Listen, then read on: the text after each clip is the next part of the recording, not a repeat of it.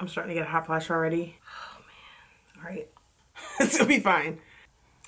Hey you guys, welcome back to my YouTube channel. If you are new, welcome. My name is Jasmine and today I'm going to get into my journey with Seasonal Affective Disorder, or S.A.D. So stay tuned.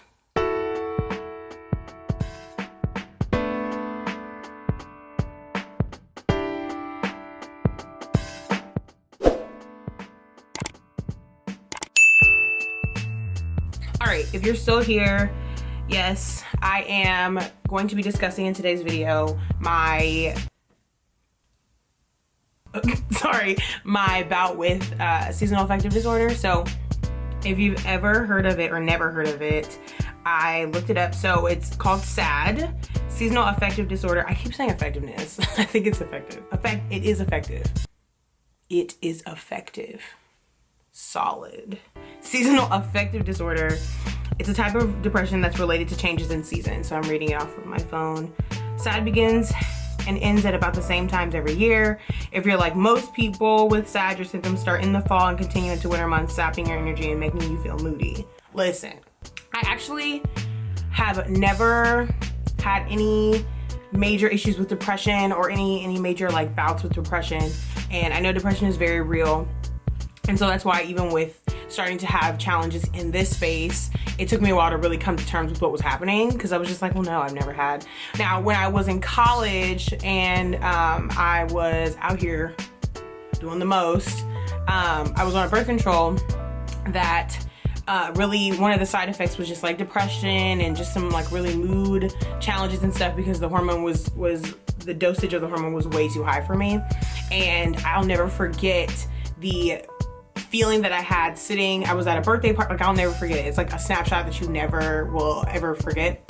I was sitting at a birthday party, I was sitting in the corner and like the room was like moving in slow motion. I had no energy, I had no joy, I was sad, I just wanted to cry. It was so weird. And then I also remember when I lived at home, at the time, I would be at my mom's house and I would just sit in my room in the dark and it would be late, and like, I've never been that type of a person. I'm always very big, I'm always very energetic, very Enneagram 7. And so for me to be sad like that is like weird.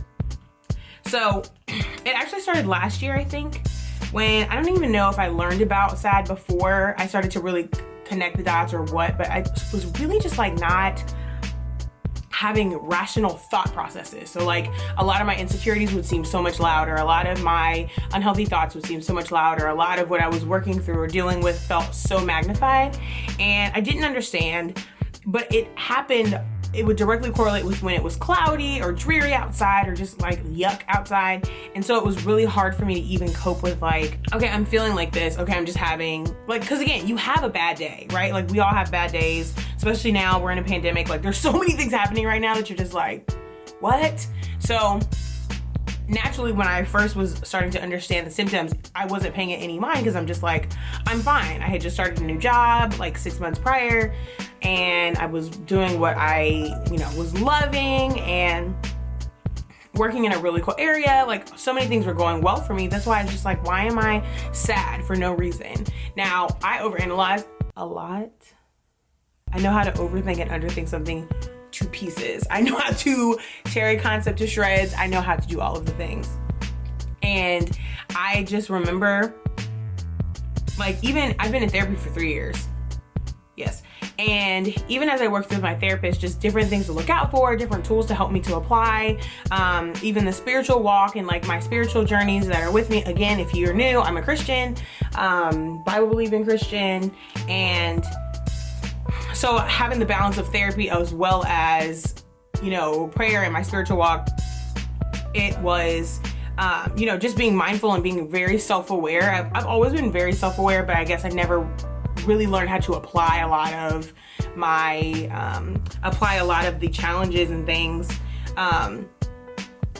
the tools to help me to understand, okay, I'm self-aware, but like, why am I feeling this way? Or why do I react this way? Those types of things. So I've been on that journey with my therapist, and I believe I will always be on this journey until I go to be with Jesus.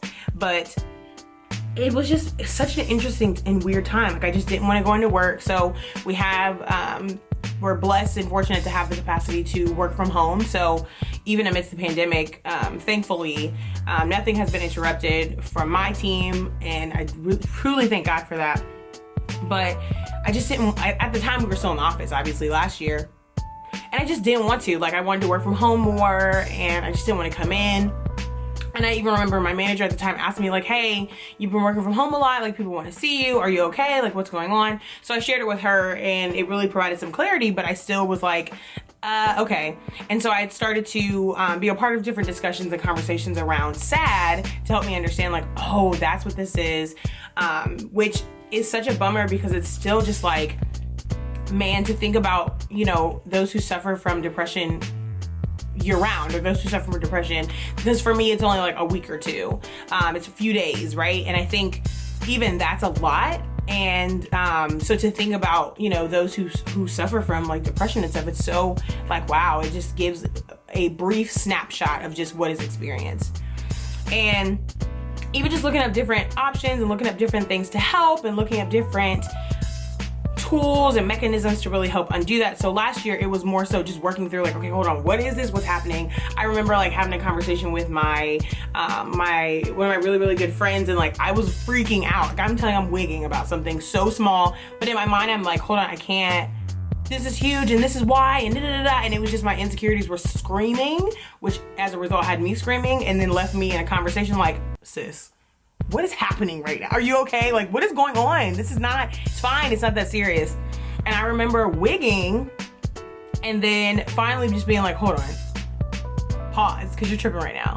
And so I think even as time has progressed, and even this year, because I think last year it started to hit early October, late September, maybe early October, when the seasons really started to shift, which is crazy because I love fall so much. Fall is my favorite season. I love the colors of the leaves changing. I love the summer, coming out of summer and it cooling off a little bit so you can bundle up, get cozy, all of those things.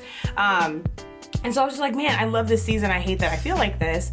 Well, this year it's late October. I think when you guys see this, it'll be November, but I was like, oh, well, we got all the way through, you know, the time for me, and I'll be fine. Well, earlier this week, I remember waking up and I was just like, in a funk, just sad, just dreary, just bleh. And then the weather outside equaled my emotions. So I was feeling not good. Somebody, one of my good friends FaceTimed me on her way to work, because we'll typically do that, and I was just like, I can't even do this because I just don't even feel like putting on a happy face. Like those types of feelings or sentiments around just like, I'm just so tired, I'm so drained, even though I got a full night's rest, even though, yeah, I have some medical things that I'm working through right now, or coming out of, I should say, and so I don't always get the best rest, but like I got really good rest. And so waking up, I was just kind of like, oh, like I instantly knew what was happening, and I knew what was going on. And so what I want to share today, even as I'm talking through and continuing to work through this is only my second year that I know of working through this, I want to share just some of the things that I'm starting to apply, and hopefully you can use them. And if you are someone, because I've learned that a lot of people around me experience the same thing and deal with SAD in their own way as well, I wanted to just share a couple of things that works for me. Let me know in the comments if you have any other recommendations or what's working for you. Come on, we a community. Let's put everybody on. You know what I'm saying? Let's all help each other out. But some of the things that I've been doing is, so I have a portable fireplace.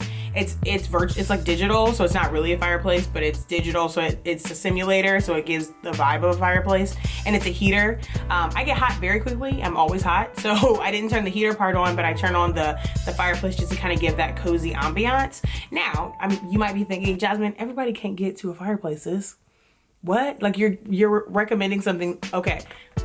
On Netflix, what I just learned is that they actually have a fire simulation, like it's like an hour-long clip where it's the fireplace and you get all the crackling and like all of the like ASMR goodness. So turn that on if you have Netflix. If not, get on YouTube. There's a ton of like ASMR background noise, white noise videos and stuff, and like hours and hours. I think I saw one that was like 10 hours long, sis. 10 hours. turn on something like that that's very soothing to you, that helps. That always helps to calm me down. And then also like know where you are. So the second thing I'm gonna say is know your meter. So I do this with my therapist all the time, where she'll be like, what's your battery power on? And so I'll look and say like, okay, my battery's at like 40%, like I'm feeling 40%, like I can give you a little less than half, and that's gotta be okay. And she's like, okay, but you're knowing what you're coming into, you're knowing what you're working with, and let that be that. So I still was working. I think I transitioned over to, so like I sit at a desk, obviously I have a desk and a monitor. I lay down on the couch and I worked from the couch, or just taking some time to myself to just inhale and exhale, take slow, deep breaths to really be present really has helped. I am a big tea person. I know I used to drink coffee all the time, and now my system is like, girl, bye.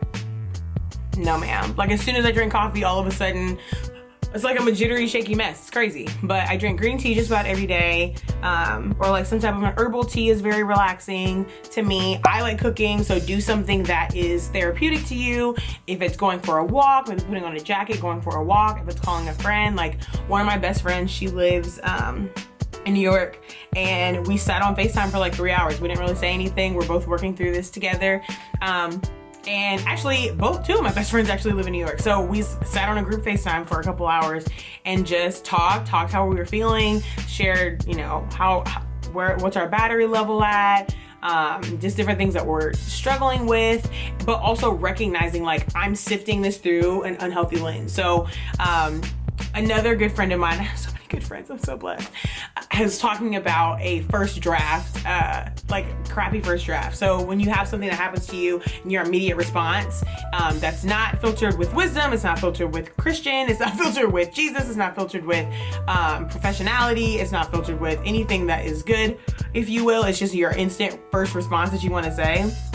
That is your crappy first draft. So recognizing, okay, this is what I want to say, and like getting the crappy first draft out, getting among people that you can trust, among people that you can just lean into, and saying what needs to be said, and then taking a step back and really helping to understand and process, okay, is this healthy? Is this not healthy? Now I am aware of a lot of my triggers, so like I'm able to say whatever, and then among friends, of course, say whatever, and then circle back and go, okay, this is this, or this is this, to really help give perspective. Because I think, again, like with moodiness and like feeling down and feeling drained, sometimes you just want to talk and sometimes you don't want to talk.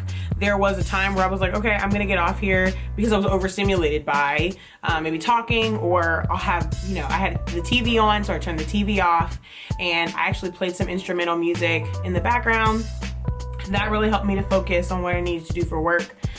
So that's another thing. You can maybe turn on some music, take a shower, like just inhale, exhale, just take a second, be present, just do something that makes you feel good, and be honest with yourself as you're working through this time and working through this process. I've heard of other people that have there's a lamp on Amazon that gives like UV lighting. I think it's UV. I don't know, like sun lighting to help kind of give that brightness, because like when you're in the sun you feel good. That's why when people go to like beaches and stuff, like you feel good, and it kind of gives that same vibe.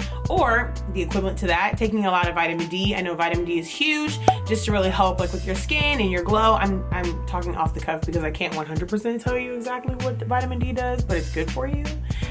So take the right dosage of vitamin D, that really helps.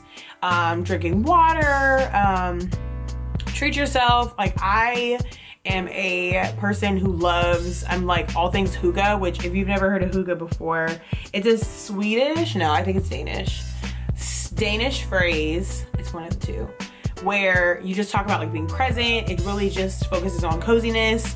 I think I've talked about this before and somebody was like, what? I'm like, it's just a state of being. It's not a big deal. Still love Jesus, all is well. But it's just this state of coziness, like warm blankets and like warm baked goods, which we're working through that. I think my trainer is gonna watch this video and be like, baked goods, just let me have this. Warm baked goods, tea, coffee, just something warm, something cozy, that's really, really good. So just think through different things that feel good to you. Think through what works. Let me know if I missed anything down in the comments below. We're working through this. We will get through this. I'm so grateful for my community and my village, and grateful for you guys for continuing to encourage me and love me. But as always, I hope you enjoyed this video. My camera's about to cut me off. So like, subscribe, subscribe, and share this with somebody, okay? I love you so much. You guys are incredible. See you next week. All right, peace.